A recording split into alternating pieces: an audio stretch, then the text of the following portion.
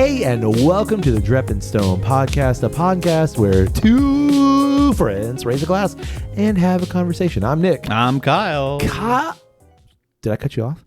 No. Okay, I didn't know if you wanted to like extend your name. I'll give you some space. Ready? Yep. I'm Kyle. Well, I was also wondering why you were moving away from me, but I will give you space. Yo. Listen. The Whiskey Cave ain't that big. I was running around over there. Listen, I know Crazy. that our podcast money has afforded this palatial domicile. Right. But Over there the spelunking. Correct. But the Whiskey Cave is still the same size. Yeah. Like I had when you know, Knocked back a few stalactites, correct. couple of stalagmites. Ooh. You want the tops and the bottoms clean. Oh, yeah. You know what I a mean? little manscaping, you know what I'm saying? Cavescaping. Listen, oh gross. you And dark in there. you do whatever makes you feel comfortable. I mean, again, everybody knows I record this with my pants off. They're like, Everybody I'm knows. comfortable. I'm always comfortable. As soon as you walk in the door, I just like immediately get comfortable. All right. Yeah. Hey, you just got back from a vacation. How was it? It was great. Yeah, It was cold. Oh, yeah. Where'd you go? Went up to New England. Oh, Hit up 6 different states. damn. Yeah. Wow. That's I mean, to be fair, it's New England, so that's not hard to do. Yeah, they're at all kind of right there. Yeah, but that's a feat. Yeah. We did Connecticut. Okay. We did Massachusetts. 2. We did Rhode Island. 3. New Hampshire. 4. Vermont. 5. We also made it to Maine. 6. Yep. Wow, 6 states. Okay, which was your favorite? Oh, man. It's hard to really kind of say. Like, Yeah. We spent some time on the coast. We went to Cape Cod. Yeah. Obviously, Rhode Island. It's right there. And the maritime winter thing is dope. Yeah. It's just great. Yeah. It's such a fun and so unique environment to be a part of. And so then we also went around and we went up into the mountains. We were in the White Mountains. We were in the Green Mountains. We were just all over the mountains. Berkshires. We were all over the place. Yeah. And it's such a strikingly different environment compared to the nautical aspect. Yeah, of, still New England, but like different New England. just very different. Yeah, Just yeah. Appalachian. Careful. And just different. And it's hard to really say like which one I prefer. Honestly, there's something really great about both. We had a great time. Saw a lot of snow. It was Which great. was kind of your like that was the purpose is to go see snow. That was a lot of the purpose. My kids haven't really experienced snow since they were like little. Not that they could really remember. So yeah, that was kind of the objective. And Did you see? I know found some. you sent me pictures of you guys like in snow, but did you get fall snow? Yeah, Oh, yeah. There great, was. great. It was kind of really neat the way that the trip ended up working out. We landed in Connecticut and there were piles of snow still around, but nothing you could really walk through. Like they were just like, where they had cleared parking lots and stuff. So they'd be like, oh yeah, over there in the corner of the parking lot, there's a big mound of snow over there. And Which at that then- point is more just like compacted ice. yeah, it's nothing fun about it. Then we went to Cape Cod and things were still cold there. There's a lot of ice and stuff like that. And again, like there was some snow, but like it's like old snow. Yeah. Snow that's been there for several days and it's not really like, again, anything you can really enjoy. But then we went up into New Hampshire and stayed for a few nights right at the foot of a ski resort. Oh yeah. And so like we could literally sit out in the hot tub of the Airbnb and watch people skiing all day that's long. cool. Yeah, it's pretty neat. And they had snow there. It snowed, it like flurried one night while we were there and we got to kind of go out and stand in it, I guess. There was snow all over the ground there and we did found a couple of trailheads that we kind of like got out on and kind of went in a couple 100 yards and kind of crunched through the snow. And that was kind of super nice. But then when we got into the Berkshires in Massachusetts, we were there. And one day that we were there, it snowed about 12 inches on us. Oh. So we got to sit there just the whole day. Yeah. Like at some point in time, we did venture out for nourishment purposes. We were like, we had a there was like a recommendation of a restaurant of like a mom and pop that was like 15, 20 minutes away. Yeah. We were going to try to go to that. All fairness, I woke up that morning and looked outside, saw the snow, and was like, well, we're done. Here's where like, we are. We can't do anything. Yeah. Like, it's snowing. I'm from Alabama. Like when it starts snowing, it's like shit's shut down. Like Yeah. nothing stays open. And so like I start kind of putting forth my knowledge of snow, and my wife, who's from New York, is like, everything will be fine. Like everything's still going to be open. So we were going to attempt to go to this restaurant. 2 different routes that we tried to take to get there.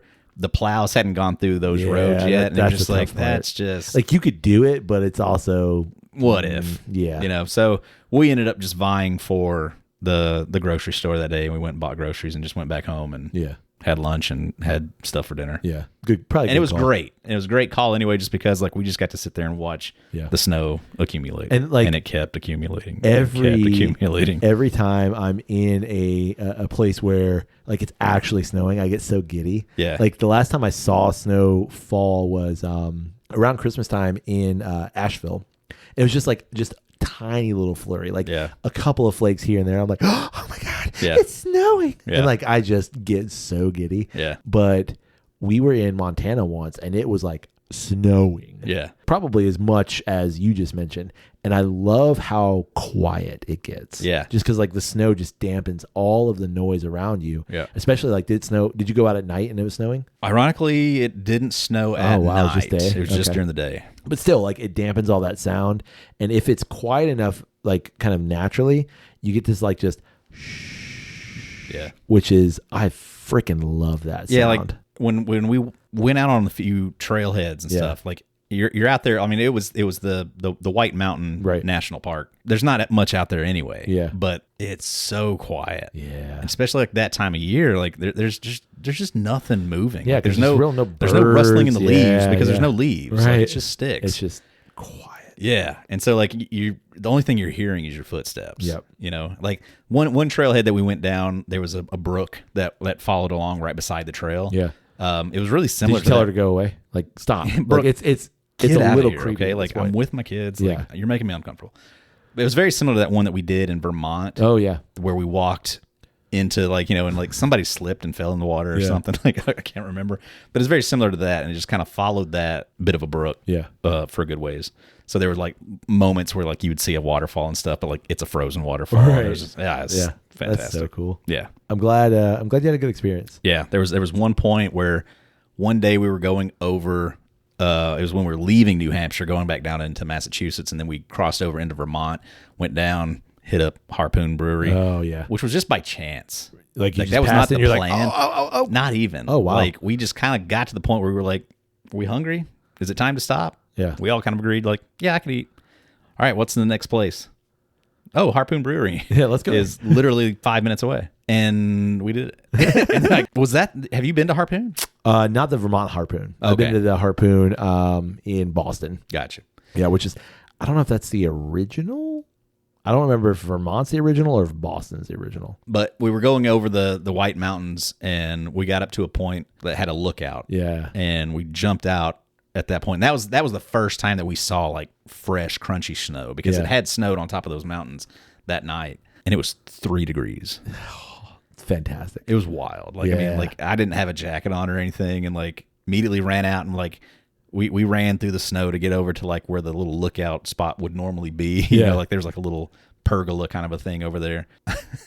Didn't have gloves on or anything, and I went to make a snowball and throw it at my oldest. That was the wrong choice. Yeah. Oh yeah. Man, like it is started like needles biting immediately, and I was like, okay, bad call. Like, don't do that again.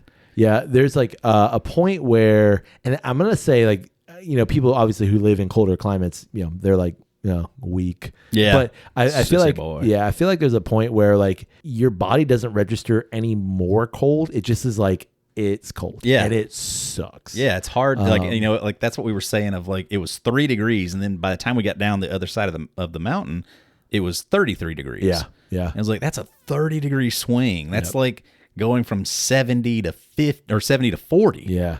And as different as that is, going from 30 to 3 was not that. Yeah. It's just cold. Well, and that's like, so again, in Montana, we were snowmobiling and it was in the negative single digits. Right. But then you add, 30 miles an hour on a snowmobile and that wind chill just ramps it up and it is miserable. Yeah. But like then when you're done moving, it's still miserable, but like it's not windy anymore. It's just still miserable. Right. So yeah, for sure. Hey, you want to drink something? Yeah. What you got? I have a treat for us. Oh. Yeah. Like a twisty treat? I mean, a sweet treat. I have something from friends Lady of the Glen. Hey, we know those guys. Yeah, we had some bottles that we did not get to in our episode with them. Oh. And I feel like we should get to those bottles. How dare us? Well, I remember us talking about it. They sent us so many things. Our friend Howard at Sax Dynamics sent us so many things that we just couldn't get to it all within that episode. So I was like, listen, we got to do it at some point. Did you say Sax Dynamics? Yeah, Howard at Sax Dynamics, who's the importer for the U.S. importer of Lady of the Glen. Fantastic. We talked about Howard, and we'll have Howard on at some point in the future. Sure. This is an offering from Lady of the Glen, like I said, and it is a single barrel. They do their single barrelings here. They're independent bottlers. We've had that episode with them and talked to them. Right. If you want to go talk to, or if you want to listen to that episode, go find it. Was it this summer? Was it back this summer? Yeah, I think so. The one that we're going to start with is cask number 6787. It was distilled at the Royal Brackla Distillery, and it is a refill barrel. I'm assuming it's refill bourbon barrel, and the age of this thing, man, is 15 years. Hey. Yeah. So let's pour this one up. 15 years. Oh, and the strength, listen to this, 54.9%. That's a lovely percent. So do some math real quick, Kyle. What is that? 55.4? Is that what you said? 54.9. Were you even listening to me? 54.9. That's close. It's within a point. I said 55.4. Sure. It's 54.9. Yeah, okay. I was off by 0.5. Uh-huh. Shut up. That's going to be 108. No, 109.8. Did you say 0.9? I did. Yeah. 108.9. 108.8. I think it's 108.8. Smooth jazz. 108.8. Okay.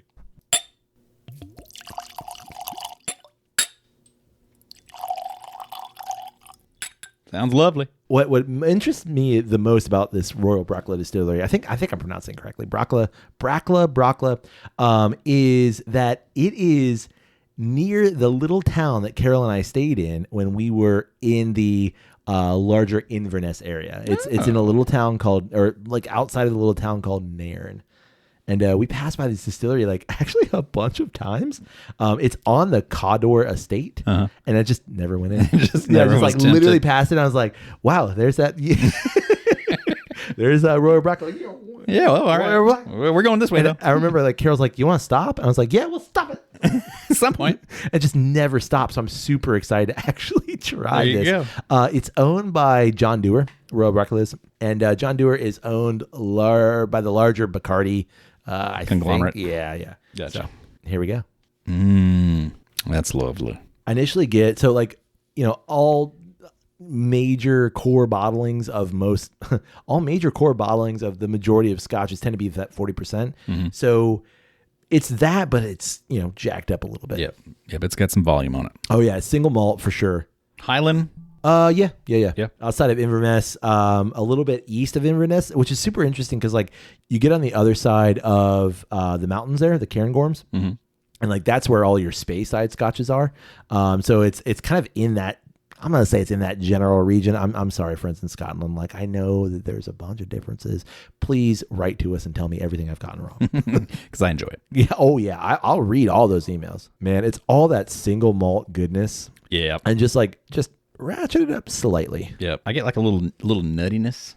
Yeah. And I get some oak char. Yep. It's there. It's not quite what you would get on a young bourbon, but it's definitely there. Yeah.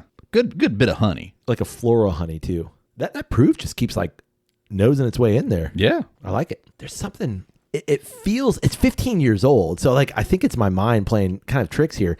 I know it's 15 years old, but I'm also there's some brightness to it. There's some really, it doesn't feel like dusty bookshop or anything like that. Could be the proof maybe. I feel like my sniffer just broke. Mid sniff? All of a sudden I'm getting cocoa mix, hot cocoa mix. What has happened? Maybe I didn't wash that glass very well. As you know, I drink my hot cocoa straight out of Glen's. Just straight cocoa powder. Dutch processed cocoa? Yeah. I like to sniff cocoa powder? Okay. No, it's like a deconstructed hot cocoa. I put the powder in my mouth and then the hot water and That's delicious. Sounds like a bad idea. Yeah, that ain't real, but I don't know what's wrong with my nose. Maybe I need to get it on my palate. No, I don't think you're. Well, yeah, no, we definitely do. I don't think you're wrong though. There is like a little bit of like cocoa nature, and maybe it's just because you've said that. Yeah, no, I don't. I'm trying not. You. Well, I don't. I'm trying not to embarrass you. I just don't want you to be stupid. All right, you ready? Okay, that's fucking delightful. Yeah, it is. Ooh, what is that? What is that fruit sweetness? Like I want to go raisin, but it's not. It reminds me of Christmas pudding. Yeah. Like dark fruits, but not in the jammy way. Yeah, in a fresh, bright.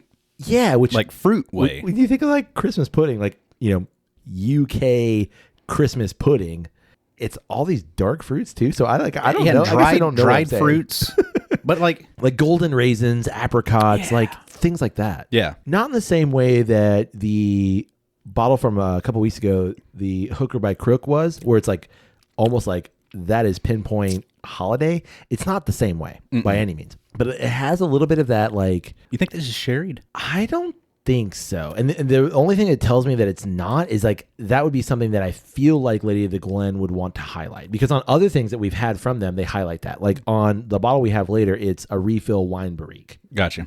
So like I feel like they'd highlight that. This just said a refilled barrel? Yeah, it just says refill barrel, which my assumption is it's a bourbon barrel. You still think that? I do. And I only say that because I don't get wine. Because like when we've had stuff that's very clearly like, I'm looking at the shelf, like that Craig Alecky it's very clearly sherry. Like that thing is dark. That thing is like big and bold and jammy AF. Yeah, but I'm getting like this strawberry kind of, just red berry kind of a thing. Oh, okay. That's making me kind of think red wine. Maybe not all the way sherried. Yeah. Well, I think that can exist just naturally. Like it doesn't have to, I don't know if there is that red wine barrel. Correct. Or a wine barrel in general. But it's almost reminiscent to me of the Starward. Yeah. It's like in that ballpark of sweetness and fruitiness. Yeah. Almost like a gusher. I know exactly what you're talking about. For all of our UK friends, a gusher. I don't know if they have gushers in the UK. Probably not, because it meets zero standards for like actual consumption. Yeah. This is actually like a it's a thing that you should be a liquid filled gummy candy for kids. Yeah. Chewy gummy. Bright fluorescent ish colors. And it's got that red dye. Oh yeah. That y'all find illegal. Correct. And just unsafe for consumption. Yeah. I see what you mean though. Like there's definitely some winey notes, but I don't know if I'm willing to go as far as to say that like this is a wine matured or a wine rested or anything like that. I think it might just be the malty nature there, just reacting to the barrel. Yeah, could be. And it's 15 years old. It's an old Lady of the Glen. But I don't know. I don't think I'm indicating bourbon anywhere either. See, I got bourbon on the nose, but not so much on the palate. I think you're right. Yeah. But delightful. Oh, amazing. Like, I want to take another sip, but I've only got like 2 left. Well, don't sip the whole thing. We got to pair it. We got to pair it with the shit. Did you really finish it? No, I still got some. Okay. We got to pair it with the one later. See, like that one had a much more oakiness to it. Yeah. See? It's changing on it. It is. So I'm going to say like Gregor and all the guys at Hannah Whiskey Merchants, man, they know what they're doing. We said that in the episodes that we did with them. Fantastic. Yeah. Like, that's a great pick. Envious of that role that they've got. Yeah. I mean, how much fun must that be? I could just like, I know that it's not as like day to day is probably not what we think it is. And by probably, I mean, I know we're it's idealizing not. it. Oh, for sure. But like just to be in the warehouse, Gregor and Paul and the rest of the guys and just hanging out and be like, yeah, that one's not ready yet. Yeah. But good thing we got to sample it now. Right. Or, like, okay, which of these barrels are we going to buy? That, oh, man. That'd be so much fun. Oh, I'm envious of that. It must be. Yeah. All right, now that we have a great pour, this is 1 out of 2 for this episode, Kyle. Bring it on. I've got something I want to bring your attention to. Oh, okay. And that is the 2025 Word of the Year. Oh. I recognize that this is 2026. But correct. We're not far enough into this to make really any assumptions on how this year is going to go. Well, we usually cover this. We usually do, and we usually cover it towards the end of the year. But, travel and everything we've been doing, I think it's still good to do some of the reflection. Yeah. We're still in the beginning of the year, and we can still reflect on the year that has passed. Can you remember any of the words that we did before? Goblin mode. Goblin mode. Yeah. I don't use that. No, me neither. I don't know if that was a good pick. That's the only thing I can remember. Yeah, was that last year? Maybe like that might have been last year, maybe even the year before. Goblin mode. Yeah. I honestly, and more or less, I have that. This is so my list. There are a bunch of lists, right? Right. My list comes from my preferred dictionary. Oh, not the Webster's. No, I'm sorry, not Webster's. The Oxford. No, it is the Oxford. It's the Oxford. That is my preferred dictionary. Okay, I prefer Oxford. Gotcha. Quite frankly, because I just love the fact that the abridged Oxford dictionary is still like £37 if you buy it. And can you buy it? You can, yeah. The abridged Oxford Dictionary. Anybody should have that. Like, just. I mean, like word What nerds. do you do with it? I mean, impress just look your friends. Impress your friends. look at what I'm reading. Thunk. I'm absorbing this. Yeah. Okay. Osmosis. I just lay my head on this, put it under my pillow. On it at night. Yep. Exactly. I got you. So I have the answer to your question. I think we always used the Oxford. No. We haven't always used the Oxford. I feel like we might have done Webster. Yeah, it's possible. Or like, we just consulted the internet in general. And by the answer to your question, it looks like I only have 2019, which was climate emergency. There you go. Word of the year. So I don't really remember that. Yeah, nah. I remember Goblin Mode. Would you like to hear the top words of 2025 before I give you the word of 2025? Okay, sure. Okay. The runner-ups. Okay. All right. Aura farming. Have you heard this before? No. I mean, I've heard of an aura. Sure. Aura farming. Aura farming. It was one of the top words of 2025, and I'm going to give you what aura farming means as per the nerds at Oxford. Okay. Aura farming is the cultivation of an impressive, attractive, or charismatic persona or public image by behaving or presenting oneself in a way intended subtly to convey an air of confidence, coolness, or mystique. And I just gotta say, like, when you take part of like popular culture, which all these words are, and you like run it through the Oxford Dictionary language, it's like nerds. Yeah. And like that thing's not cool anymore. Yeah, y'all just run that. Yeah, because like you think of these words, they're said by, people who are part of popular culture. So I'm going to say like middle schoolers to like maybe, I don't know, undergrad students. Right. Like that's probably the majority of this because it's coming, let's be honest, majority of this is coming from internet culture, right? Right. So yeah, the cultivation of an impressive, attractive, or charismatic persona intended solely to convey an air of confidence, coolness, or mystique. Yeah. Aura farming. Its origin. It's a compound of the words aura and farming. Yeah. I know. Aura is borrowed from Latin based on the Greek meaning breath. And then, we know what farming is. Agricultural. Right. Agriculture.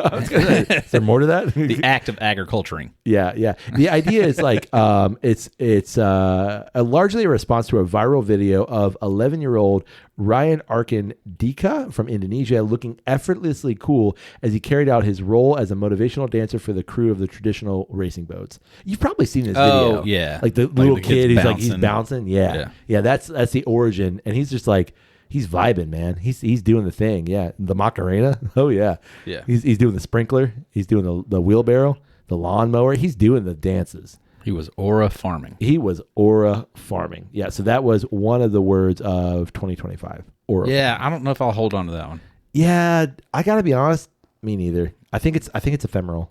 Like, I think it's here. You might hear vestiges of it in the next little bit.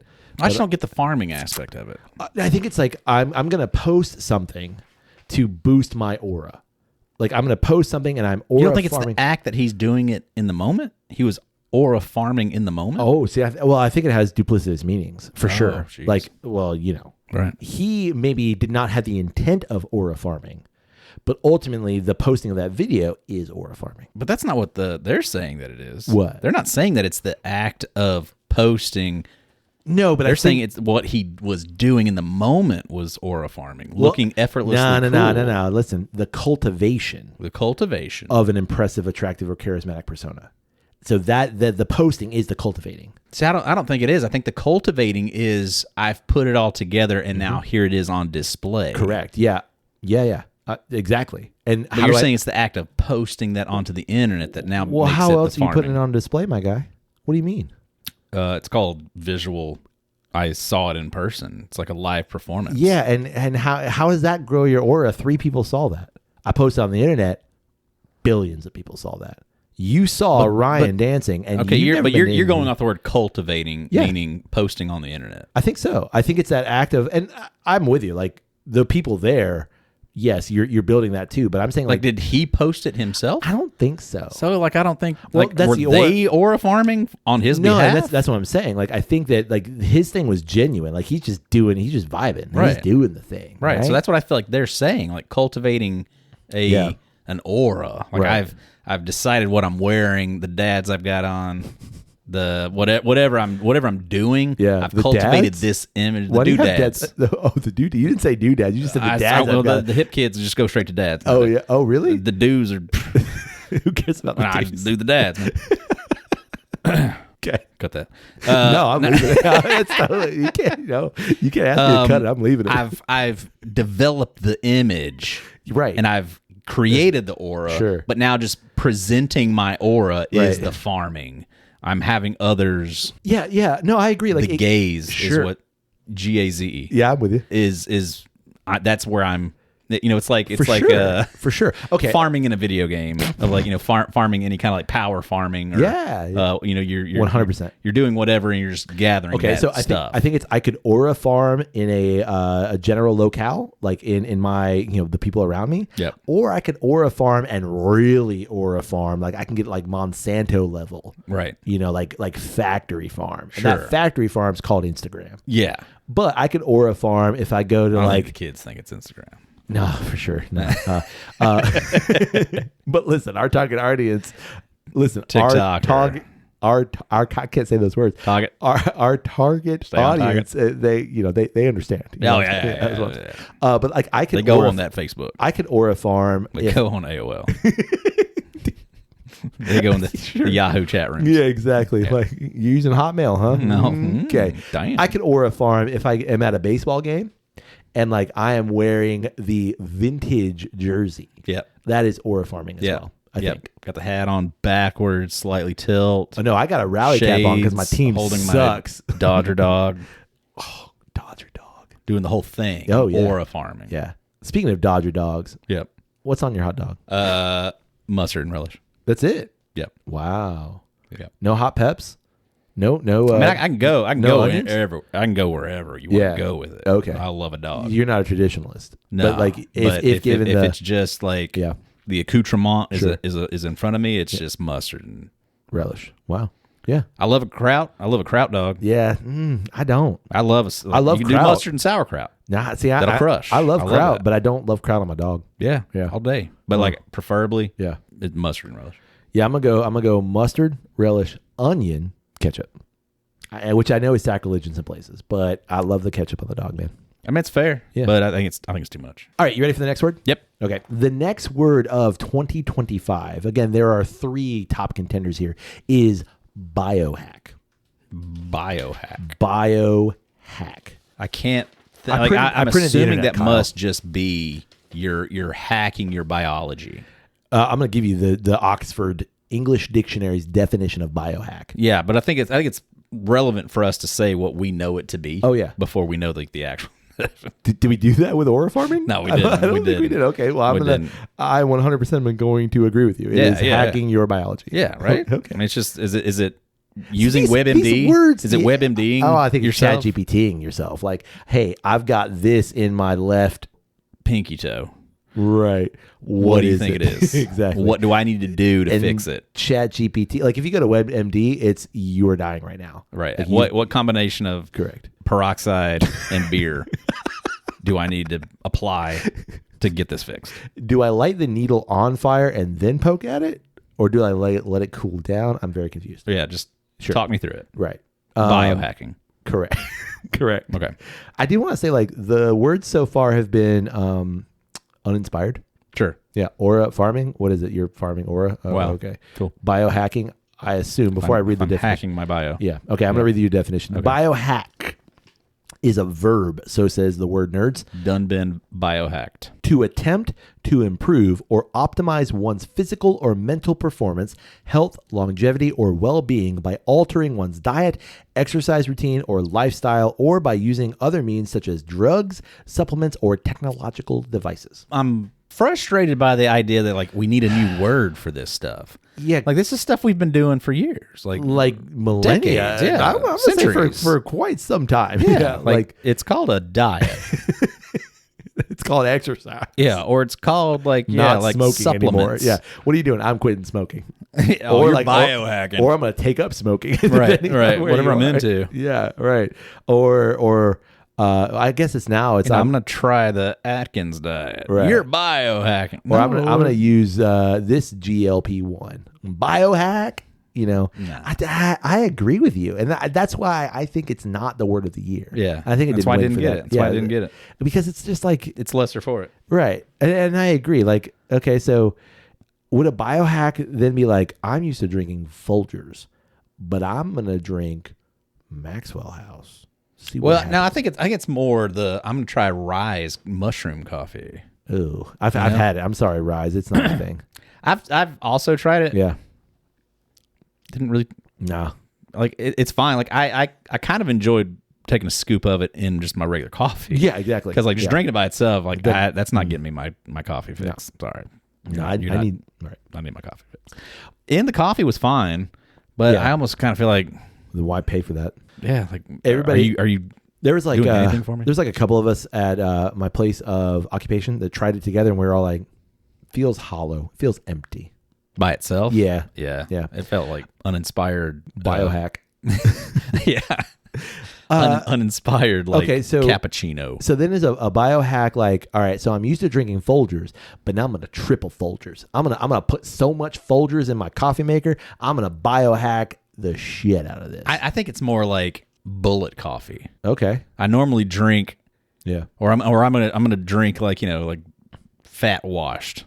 Yeah. Coffee or something, like it's like, I've read that like it gives you this kind of like, it's going to increase this kind of thing and it's going to give you these added benefits and stuff. And it's like, you're trying to biohack. Yeah. But I feel like that's always been kind of the thing. Well, I think you need to watch your cholesterol. Sure. You need to watch that's a biohack. Yeah. Like that's just, Okay. What they say here is that it is really applying to a solution or a workaround to a problem rather than like addressing the problem. It's like, a workaround to it, or maybe like an unorthodox strategy or expedient solution to adapt. So like optimization. It sounds like those. I don't want to be healthy, but I want to like have the perception of health. Yeah, like I see a bunch of the hangover things. If you take this before you drink, you won't have the hangover afterwards. Right. I see a lot of those kinds of things, and I do think like the mushroom coffees, and stuff like that, kind of fall into this category. Or like that dude. You've seen that guy Brian Johnson, the guy who's like in his 40s, but like he's biohacked his way into like having the I guess like the DNA markers of like a 20-year-old. Have you seen this? Yeah, there's a documentary on YouTube. No, I think it's on Netflix. Documentary on Netflix, and it's bizarre because like you're a multimillionaire that you just can just afford to do this. You're getting that infant blood. Oh, for sure. Like, and it's pushing that kind of thing. Like he's red masking. He's got the red light stuff. He's got like some crazy diet. Right. That's biohack. Right. Okay. Yeah, it's not into it. It doesn't deserve to be the word of the year. Yeah, because to me, it's just like I am adapting my routine, maybe. Yeah. And so like I'm living purely on Mountain Dew Baja Blasts. The midnight Baja Blast specifically, and it's gonna change things for me. Oh yeah, you're gonna have some problems. All right, you ready? Hack in that bio. All right, Kyle, the Oxford Word of the Year for 2025. Again, this is Oxford specifically because it is the Superior Dictionary. Right. Is rage bait. Rage bait. Rage bait. Again, fair enough. Portmanteau of rage and bait. Right. Very inspiring. See what you did there. Wow. Yeah. Listen, put those two things together. Popular culture, man, it is nothing but inspiring. Yeah. I didn't want to go with 6-7. All right, so stop. Rage bait. That is my, when I hear that is my gut reaction is to vomit. All right, rage bait, what is it? It's where you're baiting a hook aggressively. Rage bait. Careful with your fingers. Yeah. Get the worm on the hook. Done. Let's go fishing. Poor worm. It's in like 14 pieces. The fish are like, what is that? Yeah, I'm out. I ain't eating that, man. There's something wrong with that. I don't like hamburger. I'm out. Gross. All right. I don't like hamburger. Rage raw bait. Hamburger. Rage bait is a noun. Well, I will say, okay, yeah. based off the other two words, Sure. like everybody knows what rage bait is. Yeah? Don't we? It's pretty basic kind of a concept. What is it? My assumption is that it's internet based. Yeah. You know, you're scrolling through the internet, and your algorithm is queuing up these things to intentionally enrage you, or somebody's just doing something stupid with the sole intent of creating rage. Well, and I think the noun version of that is that thing is like that's what it does, right? So like not that I've created this, but I've created rage bait, right? Right. Like it's not the act of doing it. It is like this thing. That's what it is. It would be like, you know, someone intentionally putting something on the internet just for anger. Right. Just to spark comments, just to get clicks, that kind of thing. Like this is not true. And people are going to call you on. It's like, you know, when you're scrolling through Facebook and you see things that are like, that is intentionally, it's very clear that is intentionally spelled wrong. Right. Or like that is very clear that like you're saying that Pepsi is blah, blah, blah, blah, blah, and it's a picture of Coke. Right. Or something like that. Yeah. Like it is clear that is done on purpose. Right. Yeah. Okay. So here's the definition. Word nerds say this. Rage bait, noun. Online content deliberately designed to elicit anger or outrage by being frustrating, provocative, or offensive, typically posted in order to increase traffic to or engagement with a particular web page or social media account. Yeah. It is the internet's most effective hook. Right. Rage bait. Hook. Yeah. See? Yeah, exactly. See what you did there. Yep. It sucks. Hate that shit. Me too. And I think it's deserving of the word of the year. Because it's so prevalent. Like it's so prevalent that you don't even need a word to describe what that thing is. It's just like bullshit on the internet. Right. And we just like happen to now call it rage bait. But like I don't think you really need the word to do that. Agreed. Okay, so it seems that rage bait kind of emerged in mid-2024, but it really came to prominence in 2025. One of those lovely things that the internet has provided for us. Well, I think the prevalence, especially here in America anyway, regarding politics, like that's where you really see the rage bait. Yeah, and it's one of those unfortunate things of, you know, when you come across it and you don't want to have to be angered by it, right? But you just can't help it. Well, okay, so the president of Oxford Languages, which is who runs the Oxford English Dictionary. I love his quote, so I do want to read it to you because it speaks to what you were just talking about, right? And I think that it also speaks to the fact that like we recognize that this thing exists, and that's the positive. Like it exists, which is a negative, but our recognition, that's the positive. We've given language to a thing that we hate, and so like that gives us the ability to address it. Yeah. So here's what he says. The fact that the word rage bait exists and has seen such a dramatic surge in usage means we're increasingly aware of the manipulation tactics we can be drawn into online. Before, the internet was focused on grabbing our attention by sparking curiosity for engaging clicks, but now we've seen a dramatic shift to it hijacking and influencing our emotions and how we respond to it. It feels like the natural progression in an ongoing conversation about what it means to be human in a tech-driven world and the extremes of online culture. Yeah. So like just the awareness of it and the fact that we have a language to engage with it, I think is the most meaningful part of that. Yeah, agreed. So there are your top 3 Word Nerd Oxford English Dictionary words of the year. And rage bait won. I agree out of those 3 words. The rage bait's the winner? Yeah. Kyle, can I ask you another question? Yeah. You want to drink another whiskey with me? Yeah. We've got... God damn, I've been waiting. Our second of 2 samples, which is a bit of a tragedy because we only have 2. We have 1 left. I know. This is also from Hannah Whiskey Merchants, our friends Lady of the Glen. That is their bottling line, Hannah Whiskey Merchants, and sent to us by our friend Howard at Sax Dynamics. And this is distilled at the Blair Athol Distillery. Ooh. This cask type is a refill wine barrique. Barrique is a size of barrel, right? Right. This is cask 310876 for those of you keeping track. This is 10 years old. Okay. And the strength of this one, Kyle, is 57.7 ABV. 57.7. See, you were listening that time. Yep. I'm proud of you. Thank you. Do some math for me. 57.7. 115.4. Amazing. What was it? What was the distillery? Blair Athol. This is owned by Blair Athol is owned by Johnny Walker. I can't remember who owns Johnny Walker off the top of my head, but it is part of that like larger conglomerate. Are you checking that for me? Yeah. Owned by Diageo. Oh, yeah. Idiot. The biggest of conglomerates. I was going to say, he's so dumb. Diageo. So Blair Athol is actually a bottle that I purchased in Scotland and drank that whole bottle there. Oh, if I remember right. Like, good on you. Well, I bought like a 350 or 375 or whatever, like the medium bottle. Maybe it's 300. I think it's a 300 because there's 700 ml bottles. Something like that. I don't remember. Maybe it's 350. Yeah, I think it's 350. Yeah, I don't know anything about it. So I bought one of those there, and like that, I had that bottle, bought it in Edinburgh, and then drank it actually outside of Nairn, which is why I guess I didn't go to Royal Proclamation. You already had a pour. Yeah. Interesting. Yeah. That's funny that these two whiskeys kind of have a story that speaks to you. Yeah, it does.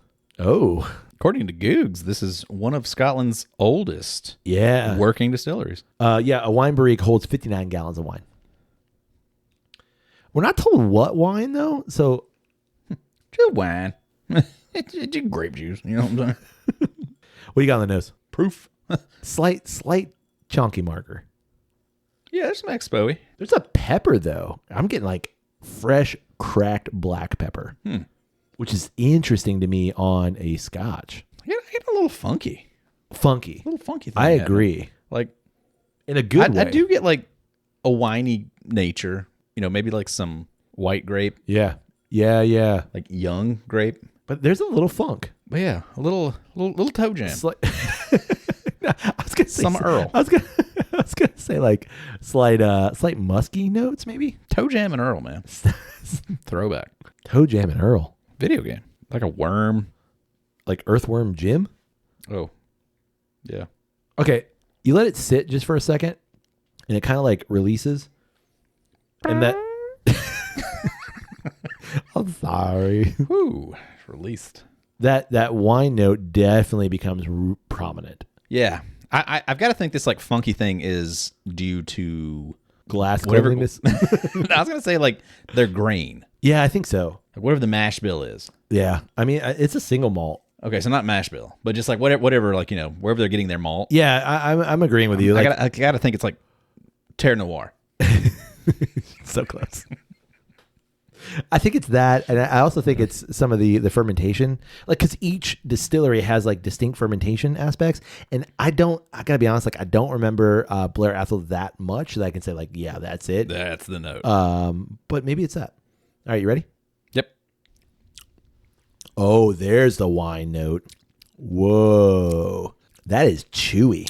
Yeah, that is like it's viscousy. Yeah, and wow, it's gotta be white wine. It's claggy AF. Yeah, it is claggy. Man. But everything to me there is screaming like either Chardonnay or Pinot Grigio. I don't know my wine enough to be like, that's what it is. I will say this. It does not feel red. Am I going to say it's a white wine? No. But it does not feel like a red wine. So maybe a rosé. What's that? Pink. Okay. Pinky wine? Yeah, it's really chewy. It's so viscous. And that funky note is gone. I still get it on the nose. Oh, really? Yeah. It's almost like... Well, I mean, it's not on the palate. Like cooked pasta. Like the pasta water? Yeah. Like that's like the funky thing. Yeah. Wow. That is... Isn't that wild? That is wild. It's adjacent to like nutty. Yeah. But it's like, it's like pasta water. See, yeah, I still get it on the nose. I do not get it on the palate. On the palate, it's just bright and sweet. And it's also like, it's bright on the front end of the palate. And then there's this like unctuous, rich note that just is phenomenal. Yeah. Buttery. Yeah. And not your like Land O'Lakes either. No. Not your Walmart public butter. No, we're talking about that Kerrygold. Yeah. Or whatever the Scottish equivalent of Kerrygold is. Yeah. Which is probably Kerrygold. Yeah. Scotty Gold. Rich. And like the depth of the flavor here is incredible. Yeah. I don't get the same funky note that's on the nose, but there is like a funkiness to this malt. It's like, it's not just... It's unique. Yeah. It is very unique. Yeah. More like earthy, maybe? I think earthy's right. Maybe slightly... No, I'm gonna go earth. Earthy's good. Because I was going to say maybe... Earthy's wise. That is a Twister reference. Like a rabbit. Yeah, correct. I'm gonna say, yeah, I like that. I like earthy because like it feels like cloddy, like tilled earth. Yeah. But it's got the roots exactly. and the grass and everything all in churned like up in it. The best way. Yeah. I just can't get over like how much it's everywhere. Like, you know, you've got like, okay, this depth over here, and oh, what is that note? Oh, you do have some like tilled earth and maybe a little slight grassy, and then like, oh, but over here it's like really bright and fruity, and then over here like, oh, there's some black pepper. Like that is fantastic. It's big to mention here. I've seen it a couple times that they really want you to know that their water source is the Alt Durburn. Totally. But I'm assuming that must have a very unique, I see what you're saying. Yeah. You know, Terre Noir to the flavor of the whiskey. I think so. I mean, and there's a I know case. It's terroir. I know you know it's terroir. But I really like that it's Terre Noir. I know. Dark Earth. Well, you know the amount of emails that we get every time you say that. It's mainly from Debbie. It's always Dark Debbie. Earth. It's that Dark Earth. Yeah, no, Terre Noir. I know what you're saying, and I understand it. I don't know if I agree, but I understand. But I'm here to support you for it. Listen, as my friend, I'm supporting you. Okay, I'm gonna do something that we shouldn't. I'm gonna ask you to do this with me. Okay. You don't have to hold my hand, but I'm okay with it. If I can hold anything else, just let me know. I say we put them together. Well, we're gonna tip. No. In the same glass? No. Oh, okay. You just went places that I wasn't thinking of. No. I meant like we pair them together. Like we pit them against one another. I've got so little of both left. I'm looking at your glass and I'm very jealous. I told you to say so. I know. I just couldn't help myself. These are both really great. Listen, I can resist anything but temptation. These are both. I'm going to go like above 8 out of 10 on both. Oh, agree completely. And like I said, like this is not something we should do. And I am sorry, Gregor. The Blair Witch Project. Sure. Nougat. Totally nougat. Wild, right? Oh, whoa. Yeah. Yeah. The Royal Bracla. Just go back to it's bright and fresh. Yeah, it's more citrusy. Yeah. Like jasmine. Grapefruity. Grapefruit's not bad, yeah. Like white jasmine, kind of like that flower that you get, like, I'm not going to say like totally jasmine, but that same sweetness that you get out with jasmine flower. Yeah, it's like nosing like a Schafferhofer to me right now. Oh, yeah. Like almost like a grapefruit soda. I'm gonna go to the Royal Bracla first, and I'm gonna hit up the Blair Athol, and we're throwing down. We're making a call. Yeah. Over one of the over other, preference. Yeah. Okay. All right. I done had both. Did you finish them? Yeah, I did. Okay. Yep. You ready? Yep. We have none left. We have none left in the glass. We have none left in our little tasters that we were sent. Travesty. I agreed completely on both. But a magic Scottish unicorn has appeared before us. It's the national animal. It's of Scotland. And he says, Kyle, Nick, you get one more pour. Uncork the horn. Out of the horn of the unicorn flows the whiskey. Yeah. Our magical unicorn says you get one more pour of the Blair Athol or the Royal Bracla. Yep. On 3, we're going to tell our unicorn what we're going to get. You ready? Yeah. 1. Yep. 2. Yeah. 3. Blair Athol. Yeah. That's some interesting shit. It's so interesting to me. I don't know that it's the better. No, I don't think so either. But it's so interesting. I honestly, I think that the Royal Bracla might be the better pour, but the Blair Athol is the more interesting pour. And they're both delicious. Oh, yeah. Again, for sure. But there is some interesting stuff happening in that Blair Athol. Yeah.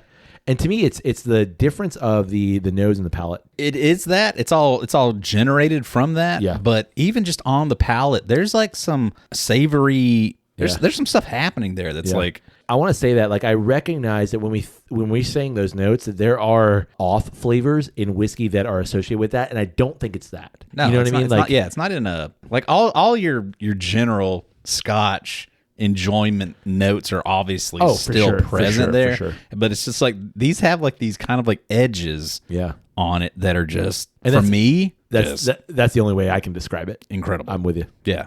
And again, it might just be because we're pairing it with these two for sure. that it's making that even appear more prominent. Yeah, which is just another like just mind blowing kind of a thing of like like you might not even get that if you're just sipping it by itself, or if we had that one first. Exactly. It's one of those kind of, and that's a good recognition too of like that's what whiskey does. Is it like it changes based on the things that you've had just prior. Yep. Well, on that note, you got anything else? Good stuff. Good luck editing this one down. Oh, it will be fine. Yeah.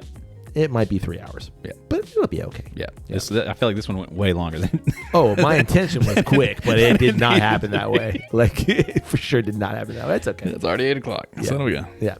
We'd love to know, what do you think about all of the Lady of the Glen line and everything that Gregor and his team are doing at Hannah Whiskey Merchants? Yeah, absolutely. What have you had? What are you trying? Yeah. What are you sipping on right now? And what should we ask Gregor to send us more of? Yeah, because we will get some of those Blair Witch. Get some more of that Blair Athol. Yeah. That's what I'm talking about. For sure. We'd also love to know, what is your word of the year for 2025? Yeah. Because, like, is it rage bait, or do you got something that's a little more personal that is to you? Like, this is the word for me. Yeah. Well, you can get in touch with us through email. It's drepandstone@gmail.com. You can also get in touch with us through social media. It's always one word, Drep and Stone. DREP and Stone. Find it, like it, do it. You can also support the podcast by rating Drep and Stone wherever it is. You get great podcasts like this one. You can support the podcast through our Patreon page. That's patreon.com/drepandstone. And finally, Kyle. Hey, Nick.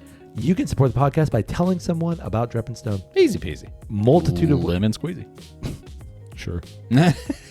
Hey, buddy. Hey, buddy. May your glass overflow. And your ass never show. Lady of the cheers, buddy. Cheers.